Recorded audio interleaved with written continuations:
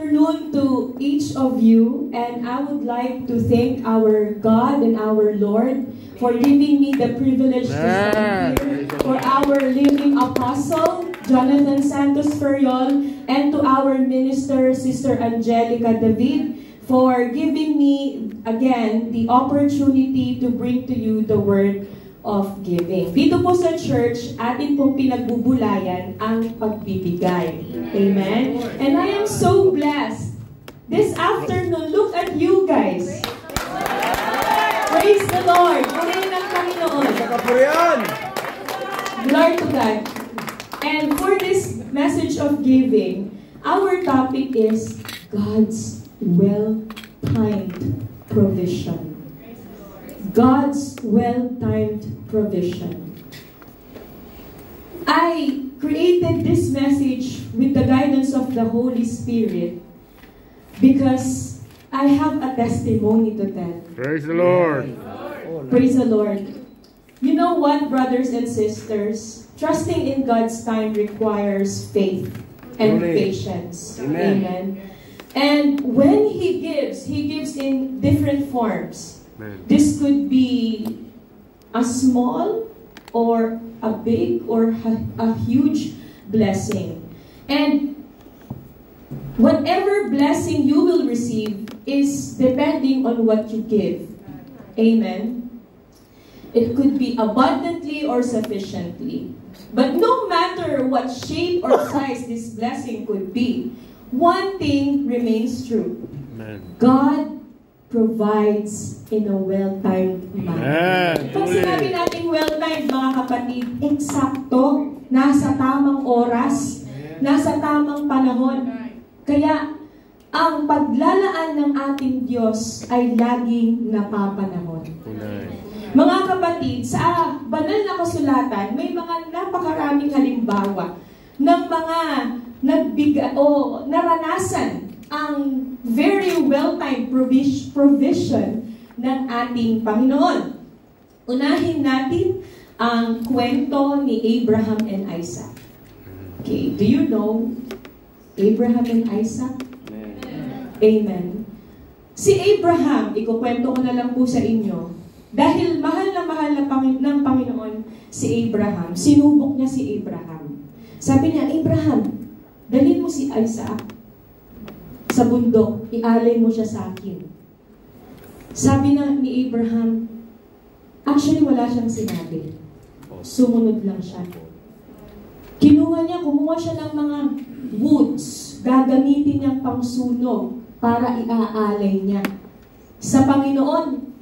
Pero mga kapatid, ano ang sabi dito sa salita ng Diyos sa Genesis chapter 22, verse 16 to 17, or 22, verse 12 to 13.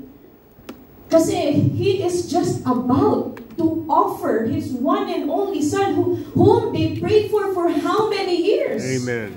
Pero sinabi ng Panginoon, mga kapatid, sa verse 12, sinabi ng anghel, huwag mong patayin ang iyong anak. Ngayon, napatunayan ko na may takot ka sa Diyos. Amen. Dahil hindi mo ipinagkait ang kaisa-isa mong anak. At ito ang well-timed provision ng ating Panginoon kung ating babasahin. Sa verse 13, ang sabi niya dito, paglingon ni Abraham, may nakita siyang isang lalaking tupa. Amen. Mga kapatid, doon sa pagkakataon na si Abraham ay nasa panahon ng kagipitan, nagtiwala siya sa Panginoon. Amen. Hindi hinayaan ng Panginoon na kunin sa kanya ang nag-iisa niyang anak. Pero, in a very well-timed manner, nakita ni Abraham ang paglalaan ng Panginoon. Kaya meron siyang tupa na inalay. Amen? Sino pa, mga kapatid? Elijah and the widow of Zarephath. Kilala natin ito. Yung isang bao na mayroong isang anak na lalaki. At ang sabi ng Panginoon, dito sa 1 Kings chapter 17 verse 14, ang sabi dito, sapagkat ito ang sinasabi ng Panginoon, ang Diyos ng Israel, hindi mauubusan ng harina ang iyong mangkok at hindi mauubusan ng langis ang iyong banga hanggang sa araw na padalhan ko ng ulan ang lupa. Lumakad ang babae at ginawa niya ang sinabi ni Elias. Elias is the prophet. Kaya may pagkain araw-araw para kay Elias at para sa byuda at sa kanyang anak. At ito po, mga kapatid, isang katunayan na ang mag-ina ay mayroon na lamang kakaunting harina. Di ba? At meron na lang silang patpat para lutuin ang harina at yun na lang ang last meal. And then Prophet Elijah came and saying, ipagluto mo ako. Ako munang kakain bago ikaw. O kung tanungin ko kayo ngayon, yun na lang ang last meal ninyo. May biglang dumating na kumatang, pagluto nyo nga po ako ng makakain. Malamang, hindi tayo kamukha nung nung widow. Pero mga kapatid, nagtiwala. Ang babaeng bao. Bakit? Sa gitna ng kagipitan, mga kapatid, dumating ang eksaktong paglalaan ng Diyos. Pinadala niya si Elijah. Kaya anong sinabi, mga kapatid, sa verse 16? Sapagkat hindi naubos ang harina sa mangkok at hindi rin naubos ang langis sa banga ayon sa sinabi ng Panginoon sa pamamagitan ni Elias. Kaya hindi sila nagutom Hindi sila naubusan ng kanilang pagkain. At ano ba, mga kapatid, ang halimbawa na eksaktong paglalaan ng Diyos? Sabi dito, sa Numbers chapter 11, 21, verse 23, we know the story of Moses and the Israelites. Diba? Sa dito, ang sabi ni Moses, sa verse 21, 600,000 na tao yung kasama ko, Panginoon. Itong mga to, kumakain lang to ng tinapay. Pero nagre-request sila ng meat. Nagre-request sila ng karne. Paano natin papakainin itong 600,000 na mga Israelita? Kaya, ang sabi ng Panginoon, mga kapatid, sa verse 23, sinabi ng Panginoon kay Moses, may limitasyon ba ang aking kapangyarihan? Praise the Lord.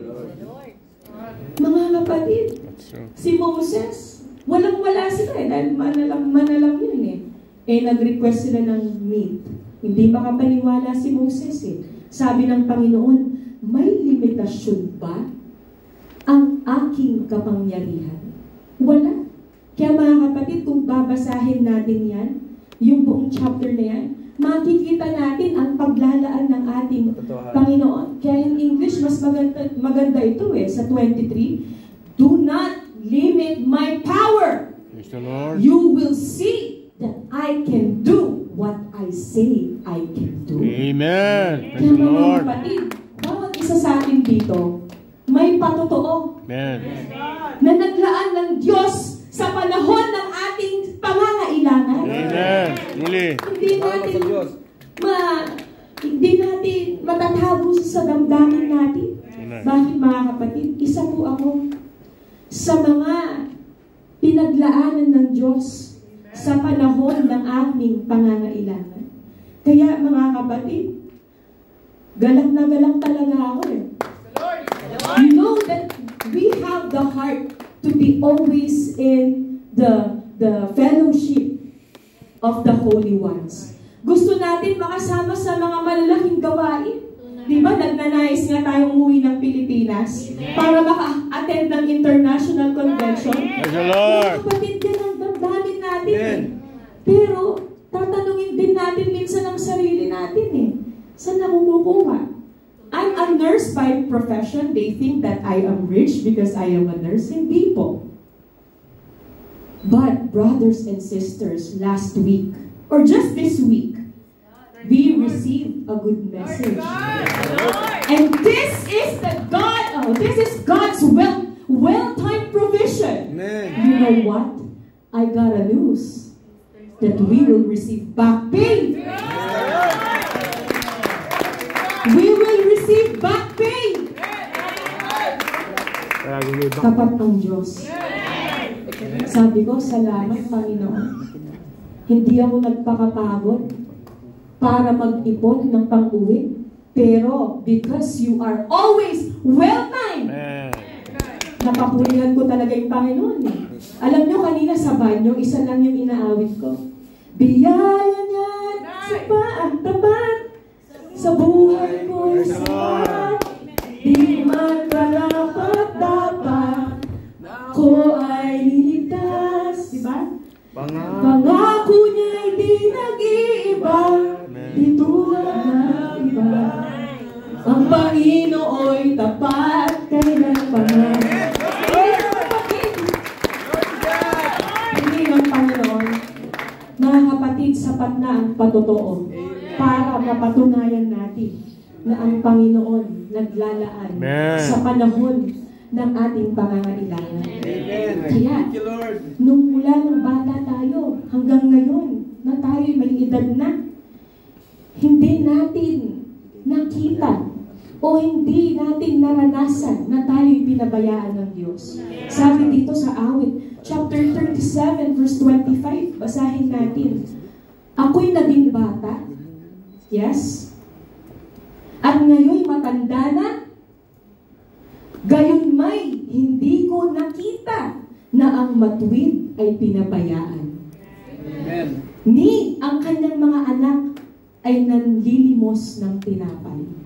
Mga kapatid, kahapon sa aming kawan meeting, we are so blessed. Praise the Lord. Sabi ng isang kapatid sa patotoo niya, ang laki daw ng utang niya eh. Pero ginagawa niya lang, nagbabayad. Pero ayaw niya daw tawagin yung nagpautang sa kanya kasi daw, baka daw malaki pa daw yung babayaran niya. Pero mga kapatid, ang sabi niya, hindi ko mapaniwalaan, malapit na palang matapos. Praise the Lord. Ano yan? Ang Diyos naglalaan. Diba? Biyaya yan. Kaya mga kapatid, hindi lang sa pinansyal ang provision na sinasabi. Sapagkat ang provision ng Diyos ay napakaraming paraan. Yung kapatid daw, ang dami daw gumugulo sa isip. Pero yung araw ng kahapon, kinikilala ng biyaya ng Diyos sapagkat nawala daw yung mga gumugulo sa isip niya.